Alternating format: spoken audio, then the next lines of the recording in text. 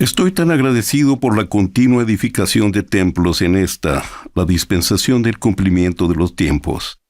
Desde los primeros días de la restauración, los santos fieles han hecho muchos sacrificios para recibir las ordenanzas y los convenios del templo. Siguiendo su gran ejemplo, en 1975, después de muchos sacrificios económicos para viajar desde la Ciudad de México, mi querida esposa Evelia y yo, acompañados por nuestros queridos padres, fuimos sellados como esposo y esposa eternos en el templo de Mesa, Arizona. Ese día, al ser unidos por la autoridad del sacerdocio en la casa del Señor, nosotros verdaderamente experimentamos un vislumbre del cielo.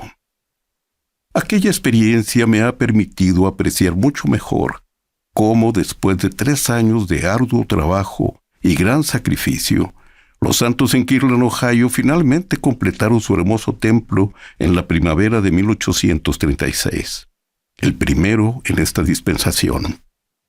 En marzo de aquel mismo año, más de 1,000 personas se congregaron en el interior del templo y en sus entradas para el servicio dedicatorio. El profeta José Smith se levantó para ofrecer la oración dedicatoria, la cual había recibido por revelación. En ella, describió muchas de las extraordinarias bendiciones que son otorgadas a aquellos que entran dignamente en los templos del Señor. Luego, el coro cantó el himno El Espíritu de Dios, y la congregación se puso de pie para la exclamación de Hosana con tal fuerza que parecía levantar el techo del edificio. Una semana después, el profeta describió la aparición del Señor en el templo, quien dijo: «Porque he aquí, he aceptado esta casa, y mi nombre estará aquí, y me manifestaré a mi pueblo en misericordia en esta casa. Y la fama de esta casa se extenderá hasta los países extranjeros, y este es el principio de la bendición que se derramará sobre la cabeza de los de mi pueblo». Después de esta y otras visiones, Elías el profeta, que fue llevado al cielo sin gustar la muerte, apareció ante el profeta José Smith y Oliver Cowdery y dijo: «He aquí ha llegado plenamente el tiempo del cual se habló por boca de Malaquías, testificando que él, Elías el profeta, sería enviado antes que viniera el día grande y terrible del Señor, para hacer volver el corazón de los padres a los hijos, y el de los hijos a los padres, para que el mundo entero no fuera herido con una maldición.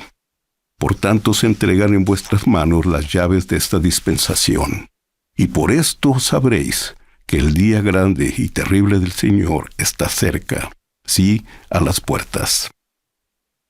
Una vez que el Señor restauró las llaves para sellar a José Smith, comenzó de nuevo la obra de salvación en ambos lados del velo en nuestra dispensación. El elder Boyd K. Packer enseñó: «Aunque este acontecimiento notable pasó inadvertido para el mundo, habría de influir en el destino de toda alma que haya vivido o que vivirá sobre la tierra». Diversos sucesos comenzaron a acaecer calladamente. La iglesia se tornó en una iglesia constructora de templos.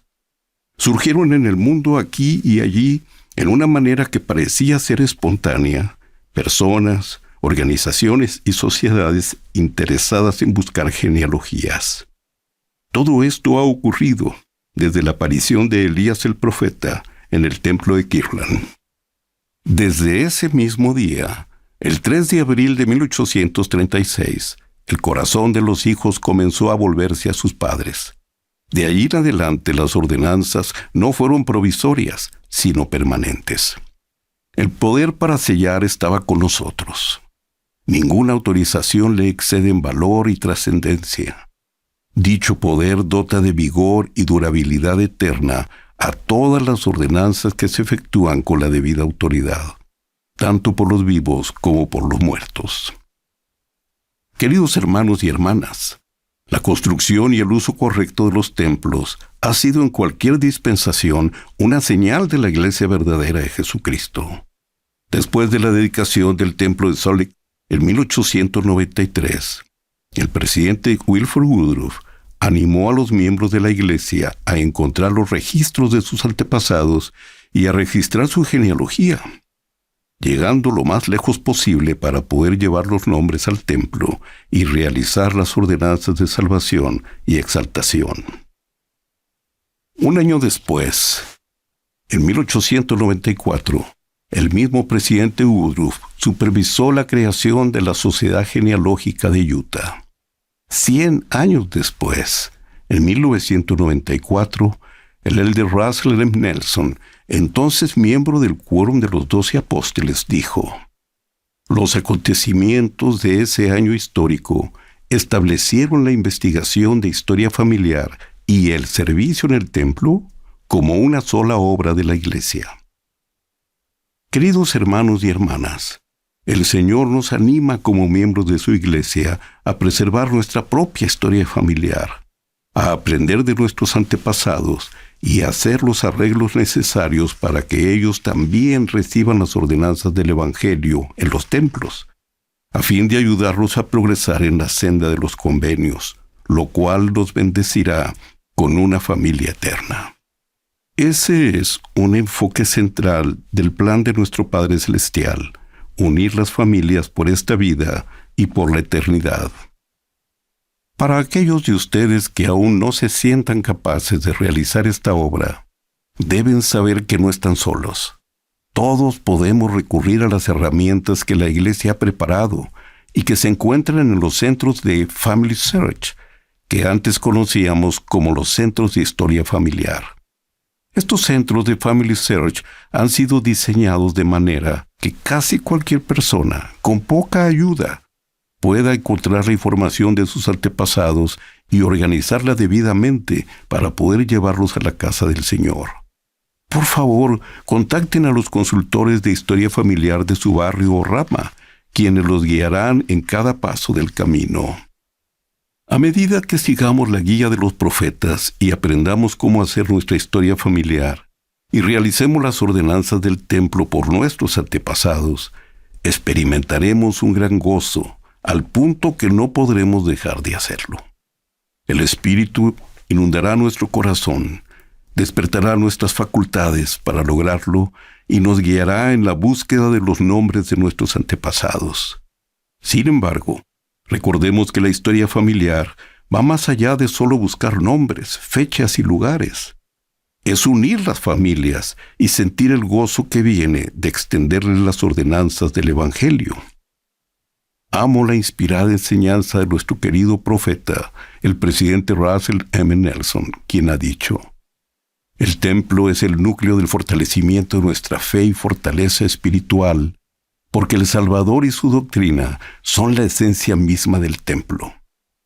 Todo lo que se enseña en el templo, mediante la instrucción y el Espíritu, amplía nuestra comprensión de Jesucristo. Sus ordenanzas esenciales nos unen a Él mediante convenios sagrados del sacerdocio. Luego, al guardar nuestros convenios, Él nos inviste de su poder sanador y fortalecedor». Ciertamente, la obra del templo y de historia familiar son una misma obra en la Iglesia. Testifico de estas verdades. Yo sé que esta es la Iglesia del Señor Jesucristo, nuestro Salvador y Redentor, a quien recordamos y veneramos en estos días de Pascua de Resurrección. Sé que Él nos ama, y que cuando guardamos los convenios y ponemos nuestra confianza en Él, Él nos inviste con su poder sanador y fortalecedor. En el nombre de Jesucristo. Amén.